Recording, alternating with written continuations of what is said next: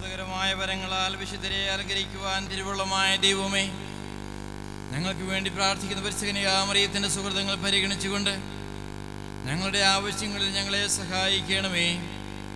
അങ്ങയുടെ തിരുമനസ്സിനെ യോജിച്ച വിധത്തിൽ ഞങ്ങളുടെ ഉദ്ദിഷ്ട കാര്യം സാധിച്ചു തന്നുകൊണ്ട് ഞങ്ങളെയും ഞങ്ങളുടെ കുടുംബാംഗങ്ങളെയും സമൃദ്ധമായി അനുഗ്രഹിക്കണമേ. പിതാവും പുത്രനും പരിശുദ്ധാത്മാവുമായ സർവേശ്വരായ എന്നേക്കും.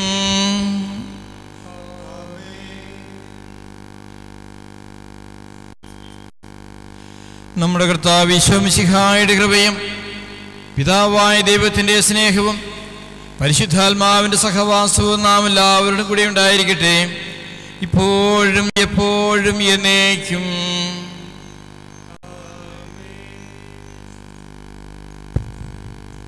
ഉടനെ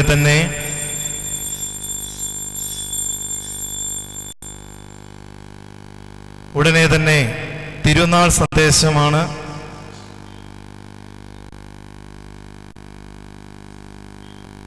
അഡോർണ സെമിനാരിയുടെ professor reverend father Subin Punnakkal CRM jubilee തിരുനാളിന് സന്ദേശമായി ഇപ്പോൾ നമുക്ക് തിരുനാൾ സന്ദേശം നൽകുന്നതാണ്.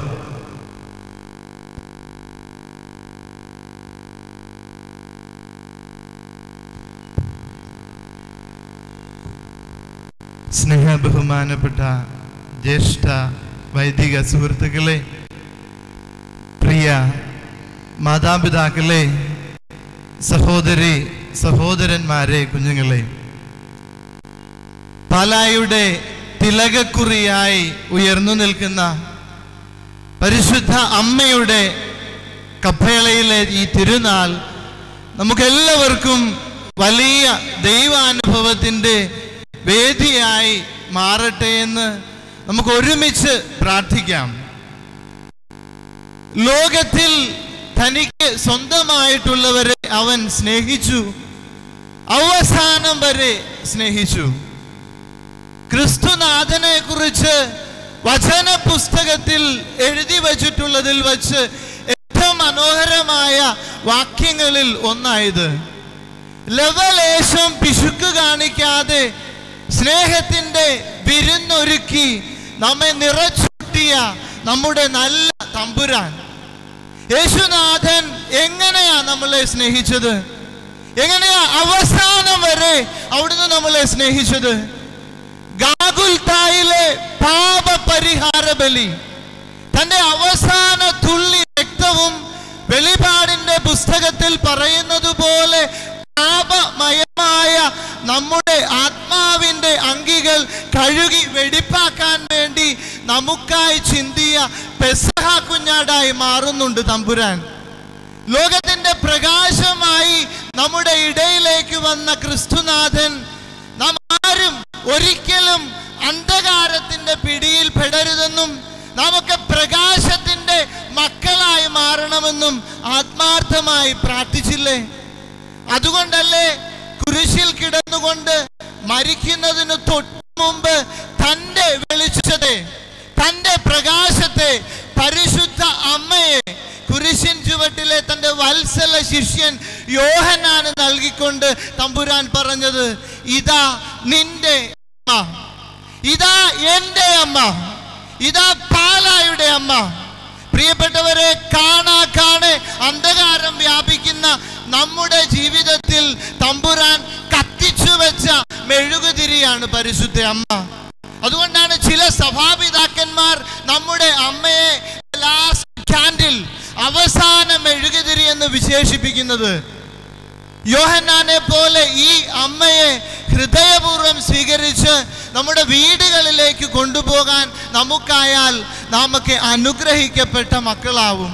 അങ്ങനെ ചെയ്താൽ പരിശുദ്ധ അമ്മ നമ്മുടെ സഹായമാകും, നമ്മുടെ ഇടയിലെ രോഗികളുടെ ആരോഗ്യമാകും, പിശാചിന്റെ ഉപദ്രവങ്ങളിൽ നിന്നും നമ്മളെ കാത്തു സൂക്ഷിക്കുന്ന നിർമ്മല ദന്തം കൊണ്ടുള്ള കോട്ടയാകും, നമ്മെ വഴി കാണിക്കുന്ന ഉഷകാല നക്ഷത്രമാകും. അമ്മയില്ലാത്തവർക്ക് എന്തു വീട്, അമ്മയില്ലാത്തവർക്ക് ഇല്ല വീട് എന്ന് കവി പാടിയത് വെറുതെയല്ല.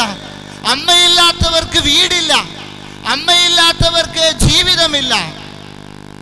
To live without a mother is meaningless എന്നത് ഏതോ ഒരു യുവാവ് താൻ ആത്മഹത്യ ചെയ്യുന്നതിന് മുമ്പ് താൻ താമസിച്ചിരുന്ന ദുർഗുണ പരിഹാര പാഠശാലയുടെ വെള്ളപൂശിയ ഭിത്തിയിൽ നിറമിഴികളോടെ കുറിച്ചിട്ട ഒരു വാചകം മാത്രമല്ല, നാം ഓരോരുത്തരും നമ്മുടെ ഹൃദയത്തിന്റെ ഭിത്തിയിൽ കോറിയിടേണ്ട ഒരു പ്രമാണമാണ്.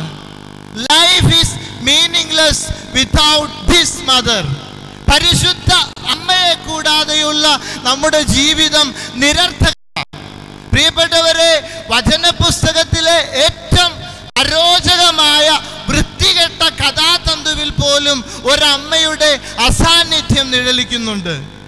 സ്വന്തം അപ്പന്റെ സന്തതി പരമ്പര നിലനിർത്താൻ യാതൊരു സാധ്യതകളും ശേഷിക്കാതെ വരുമ്പോൾ അപ്പനെ വീഞ്ഞു കുടിപ്പിച്ച് മയക്കിയ ശേഷം അപ്പന്റെ 2 പെൺമക്കൾ സ്വന്തം അപ്പന്റെ കൂടെ മാറി മാറി ലൈംഗിക ബന്ധത്തിൽ ഏർപ്പെടുന്നു. പ്രിയപ്പെട്ടവരെ, സഭ്യതയുടെ സകല അതിർവരമ്പുകളും ലംഘിക്കുന്ന ഈ പ്രവൃത്തി ചെയ്യുന്ന ലോത്തിന്റെ മക്കൾക്ക് ബൈബിൾ ഒരു പേര് പോലും പതിച്ചു കൊടുത്തിട്ടില്ല. ഒന്ന് ഓർത്തു നോക്കിക്കേ, ഇത്രമാത്രം ഹീനമായി അധപതിക്കാൻ ആ 2 പെൺമക്കൾക്ക് എങ്ങനെ കഴിഞ്ഞു? ഒരേ ഒരു കാരണമാണ് ബൈബിൾ ചിന്തകന്മാർ പറയുന്നത്, അവർക്ക് ഒരു അമ്മയില്ലായിരുന്നു. പിന്നിൽ കത്തിയമരുന്ന സമ്പത്തിലേക്ക് ആസക്തി നിറഞ്ഞ കണ്ണുകളോടെ നോക്കി ഉപ്പുതൂണായി പോയിരുന്നു ലോത്തിന്റെ ഭാര്യ. ആ പെൺമക്കളുടെ അമ്മ അമ്മയില്ലാത്തവരുടെ വിധിയായത്. അമ്മയില്ലാത്തവരുടെ വിധിയാ. അമ്മയില്ലെങ്കിൽ അസാധ്യതകൾക്ക് മുമ്പിൽ മനമടുക്കുമ്പോൾ നമ്മൾ എത്ര ഹീനമായ പ്രവൃത്തിയും ചെയ്യും. സ്വന്തം മകളെ ലൈംഗികമായി ദുരുപയോഗിച്ച് അവളെ ഒരു വിൽപ്പന ചരക്കാക്കി മാറ്റി റിസോർട്ടുകൾ തോറും കൊണ്ടു നടന്ന് കാമഭ്രാന്തന്മാർക്ക് കാഴ്ചവെക്കുന്ന അപ്പന്മാർ നമ്മുടെ ഇടയിൽ ഉണ്ടാവും. സ്വന്തം കീശ വീർപ്പിക്കാൻ വേണ്ടി ആരുടെയും കുതികാല് വെട്ടുന്ന സ്വാർത്ഥതയുടെ കോമരങ്ങൾ നമ്മുടെ ചുറ്റിലും കൊടികുത്തി വാഴുന്നില്ലേ? നമ്മളൊക്കെ എത്ര കരഞ്ഞു പ്രാർത്ഥിച്ചാലും വാടരുത് ഈ മലരുകളെന്ന് നമ്മുടെ മക്കളെ കുറിച്ച് ആഗ്രഹിച്ചാലും നമ്മുടെ മക്കൾ വഴിതെറ്റിപ്പോകും. മദ്യത്തിനും മയക്കുമരുന്നിനും നമ്മളെ തീരെഴുതി കൊടുത്ത ശേഷം നോഹിന്റെ കാലത്തെ എന്ന പോലെ ആസക്തികൾക്ക് നടുവിൽ അങ്ങോട്ടും ഇങ്ങോട്ടും പറന്നു നടക്കുന്ന മലങ്കാക്കകൾ നമ്മുടെ ഇടയിൽ ഉണ്ടാവും. കാരണം എന്താ? നമുക്ക് അമ്മയില്ല, നമുക്ക് പരിശുദ്ധ അമ്മയില്ല. ആ ഒറ്റ കാരണം കൊണ്ടാണ് അസാധ്യതകൾക്ക് മുമ്പിൽ നമ്മൾ ഹീനമായ പ്രവൃത്തികൾ ചെയ്യുന്നത്. പ്രിയപ്പെട്ടവരെ, നമുക്ക് ഈ അമ്മയെ സ്വീകരിക്കണ്ടേ? ഭാരതത്തിന്റെ മഹാനായ ചിന്തകൻ വിവേകാനന്ദൻ പറയുന്നുണ്ട്, ഞങ്ങൾ ഭാരതീയർ ഞങ്ങളുടെ അമ്മമാര് മരിക്കുന്നതിന് മുമ്പാണ് മരിക്കുന്നതെങ്കിൽ അമ്മയുടെ മടിത്തട്ടിൽ കിടന്ന് മരിക്കാൻ ആഗ്രഹിക്കുന്നു എന്ന്. കാരണമുണ്ട്, കാമത്തിനും മറ്റൊരാസക്തികൾക്കും പ്രവേശിക്കാൻ സാധിക്കാത്ത ഏക ഇടം എന്നത് അമ്മയുടെ മടിത്തട്ടാണ്. പ്രിയപ്പെട്ടവരെ, ഇന്നും ക്രിസ്തുനാഥൻ ക്രൂശിക്കപ്പെടുന്നില്ലേ? വചനം എന്താ പറയുന്നത്? യേശുനാഥനെ ക്രൂശിച്ച സമയത്ത് ഭൂമി കുലുക്കമുണ്ടായി, പാറകൾ പിളർന്നു, നാട്ടിലെങ്ങും അന്ധകാരം വ്യാപിച്ചു. ഇന്നും ഭൂമി കുലുക്കമുണ്ടാകുന്നില്ലേ? ഭൂകമ്പങ്ങളും തുടർചലനങ്ങളും നമ്മുടെ ജീവനെയും സ്വത്തിനെയും ഒക്കെ തുടച്ചു മാറ്റാൻ ശേഷിയുള്ള ജലബോംബെന്ന് നമ്മൾ പേരിട്ട് വിളിക്കുന്ന മുല്ലപ്പെരിയാറുമൊക്കെ നമ്മളെ ഭീതിയുടെ ധൃതരാഷ്ട്ര ആലിംഗനത്തിൽ പെടുത്തിയിരിക്കുക. പ്രിയപ്പെട്ടവരെ, പാറകളിൽ പോലും വിള്ളലുണ്ടാകുന്നത് പോലെയല്ലേ നമ്മുടെ കുടുംബ ബന്ധങ്ങളിൽ വിള്ളലുകൾ ഉണ്ടാകുന്നത്? ഒരിക്കലും അടുക്കാത്ത വിധം അകലങ്ങളിലേക്ക് മാതാപിതാക്കളും ഭാര്യയും മക്കളുമൊക്കെ അകന്നു പോകുന്നത് എന്തുകൊണ്ടാണ്? കാണാക്കാണെ അന്ധകാരം വ്യാപിക്കുന്നില്ലേ? മദ്യപാനവും ധനാസക്തിയും അതിരുവിട്ട ലൈംഗികതയും ഒക്കെ ചേർന്ന് അന്ധകാരത്തിന്റെ പടുകുഴിയിലേക്ക് നമ്മളെ എത്തിച്ചിട്ടില്ലേ? എന്തുകൊണ്ടാ? നമുക്ക് അമ്മയില്ല. കുരിശിൻ ചുവട്ടിലെ അനുഭവങ്ങൾ ആവർത്തിക്കപ്പെടുന്നു. ഇനി നമ്മൾ എന്താണ് ചെയ്യേണ്ടത്? ഒരേ ഒരു കാര്യം ചെയ്യുക, കുരിശിൻ ചുവട്ടിലെ അമ്മയോട് ചേർന്നു നിൽക്കുക. ഇതാ നിന്റെ അമ്മ എന്ന യേശുനാഥന്റെ വാക്കിനായിട്ട് കാതോർക്കുക. പ്രിയപ്പെട്ടവരെ, യോഹന്നാൻ അമ്മയെ സ്വീകരിച്ച് സ്വന്തം വീട്ടിലേക്ക് കൊണ്ടുപോകുന്നുണ്ട്. വചനം പറയുന്നുണ്ട്, ആ അവൻ അമ്മയെ തൻ്റെ ഭവനത്തിൽ സ്വീകരിച്ചു. ഈ യോഹന്നാനുണ്ടായ മാറ്റത്തെ നമ്മൾ ധ്യാനിക്കണം. എന്തു പറ്റുന്നു? ആരായിരുന്നു ഈ യോഹന്നാൻ? സ്ഥിരമായി മത്സരത്തിൽ ഏർപ്പെട്ടുകൊണ്ടിരുന്ന ഒരു മനുഷ്യൻ. യേശുവിൻ്റെ ഗ്രൂപ്പിൽപ്പെടാത്ത ഏതോ ഒരുത്തൻ തമ്പുരാനെ കുറിച്ച് പ്രസംഗിക്കുന്നത് കേൾക്കുമ്പോൾ അവനെ വിലക്കണമെന്ന് ആവശ്യപ്പെടുന്ന അസഹിഷ്ണു. യേശുനാഥന്റെ വലത്തും ഇടത്തും തനിക്കും തൻ്റെ സഹോദരനും സ്ഥാനമാനങ്ങൾ തിരയുന്ന സ്വാർത്ഥൻ. യേശുനാഥനെ സ്വീകരിക്കാത്ത ഒരു നാടിനെ അഗ്നിയിറക്കി ചുട്ട് ചാമ്പലാക്കണമെന്ന് ആവശ്യപ്പെടുന്ന ഒരു ഭീരു അല്ലെങ്കിൽ ക്രൂരൻ. ഈ മനുഷ്യന് എന്ത് സംഭവിക്കുന്നു? നമുക്ക് ഇതുപോലെയല്ലേ? ആരോടെന്നില്ലാതെ നമ്മളൊക്കെ നിരന്തരമായിട്ട് മത്സരിച്ചു കൊണ്ടിരിക്കുക. പണ്ടൊരു വീട്ടില് ചേട്ടനും അനിയനും സ്ഥിരം അച്ഛനും കപ്പ്യാരും കളിക്കുമായിരുന്നു. ഇന്നൊക്കെയല്ലേ പുതിയ പുതിയ കളികൾ ഉണ്ടായത്. എന്നും ചേട്ടൻ അമ്മച്ചിയുടെ നൈറ്റിയൊക്കെ എടുത്തിട്ട് അച്ഛനാകും. അനിയൻ അപ്പച്ചൻ്റെ കൈനീളമുള്ള ഷർട്ടൊക്കെ എടുത്തിട്ട് കപ്പ്യാരാകും. എന്നും ചേട്ടൻ അച്ഛൻ, അനിയൻ കപ്പ്യാരായാൽ ഒരു പ്രശ്നമുണ്ട്. അച്ഛൻ ഇടയ്ക്കിടയ്ക്ക് കപ്പ്യാരെ വഴക്ക് പറയാം. അതുകൊണ്ട് അനിയൻ മടുത്തു. ഒരു ദിവസം അനിയൻ ചേട്ടനോട് ചോദിച്ചു, എടാ എന്നെ ഇന്ന് ഒരു ദിവസത്തേന് നീ അച്ഛനാക്കും. വീട്ടുകാരിടപെട്ടു. ഒടുവിൽ പപ്പ പറഞ്ഞു, ഒരു കാര്യം ചെയ്യ്, നീ ഇന്ന് കപ്പ്യാരാക്, അവൻ അച്ഛനാകട്ടെ. അവൻ അല്പനേരം ആലോചിച്ച് നിന്നിട്ട് പറഞ്ഞു, ഓക്കെ, ഞാൻ സമ്മതിച്ചു, ഞാൻ ഇന്ന് അവൻ ഇന്ന് അച്ഛനാക്കിക്കോട്ടെ. പക്ഷെ ഒരു കണ്ടീഷനുണ്ട്, അവൻ അച്ഛനായാൽ ഞാൻ കർത്താവാകും. വിട്ടുകൊടുക്കരുത് ചേട്ടന്മാരെ, വിട്ടുകൊടുത്താൽ തീരും. ഇതുപോലെ മത്സരത്തിൽ ഏർപ്പെട്ടുകൊണ്ടിരുന്ന ഒരു മനുഷ്യനായിരുന്നു യോഹന്നാൻ. തമ്പുരാന്റെ വാക്കനുസരിച്ച് മാതാവിനെ സ്വന്തം ഭവനത്തിൽ സ്വീകരിച്ച് 3 ദിവസം കഴിയുമ്പോൾ യോഹന്നാൻ ഉണ്ടാകുന്ന മാറ്റം ഒന്ന് നോക്കിക്കേ. 3 ദിവസം കഴിയുമ്പോഴാണ് സ്ത്രീകൾ വന്ന് പറയുക, തമ്പുരാനെ അടക്കം ചെയ്ത കല്ലറ ശൂന്യമാണ്. 2 പേരാണ് കല്ലറയെങ്കിലേക്ക് ഓടുന്നത്, പത്രോസും യോഹന്നാനും. നമ്മുടെ കത്തീഡ്രൽ പള്ളിയിലെ വികാരിയച്ഛനും കൊച്ചച്ഛനും കൂടെ ഓടിയാൽ എങ്ങനെ ഇരിക്കും? അതുപോലെയാ പത്രോസും യോഹന്നാനും കൂടെ ഓടുന്നത്. കായിക ശേഷി കൂടുതലുള്ള യോഹന്നാൻ ആദ്യം ഓടി കല്ലറയ്ക്കൽ ചെന്നു നിന്നു. അവന്റെ പഴയ സ്വഭാവത്തിനാണെങ്കിൽ അകത്ത് കയറി കല്ലറ അടയ്ക്കേണ്ടതാണ്, പത്രോസിനെ കയറ്റാതിരിക്കാൻ. പക്ഷേ പരിശുദ്ധ അമ്മയുടെ കൂടെ 3 ദിവസം താമസിച്ചപ്പോൾ അവൻ കല്ലറയുടെ വാതിൽക്കൽ പത്രോസിന് വേണ്ടി ഒരു കുഞ്ഞാടിനെ പോലെ വെയിറ്റ് ചെയ്തു നിൽക്കുന്നു. എവിടുന്ന് പഠിച്ചു ഇവൻ ഈ എളിമ? പരിശുദ്ധ അമ്മയിൽ നിന്നല്ലേ? പ്രിയപ്പെട്ടവരെ, എൻ്റെ അമ്മയുടെ പേര് വത്സമ്മ എന്നാണ്. എൻ്റെ അമ്മയ്ക്ക് ഇതുകൊണ്ട് ഈ ശരീരത്തിൽ നിന്നും ഇതുപോലെയുള്ള ഒരു സുബിനെ ഉണ്ടാക്കാൻ പറ്റും. ഒരു കാരണവശാലും ഈ ശരീരത്തിൽ നിന്നും ക്രിസ്തുവിനെ പോലെയുള്ള ഒരു മകനെ ഉണ്ടാക്കാൻ എൻ്റെ പാവ അമ്മച്ചിക്ക് കഴിയില്ല. അതിന് ഞാൻ ഈ അമ്മയുടെ അടുത്തേക്ക് വേണം. ഇതിന് ഈ അമ്മയുടെ അടുത്തേക്ക് പോയി അമ്മയെ ഞാൻ സ്വീകരിക്കണം. പ്രിയപ്പെട്ടവരെ, ഞാനൊന്ന് ചോദിച്ചോട്ടെ, നമുക്കൊക്കെ പേടിയല്ലേ സത്യം പറഞ്ഞാൽ അമ്മയെ സ്വീകരിക്കാൻ? കാരണം ഇന്ന് നമ്മൾ അമ്മയെ സ്വീകരിച്ച് വീട്ടിലേക്ക് കൊണ്ടുപോകുന്നു എന്നിരിക്കട്ടെ.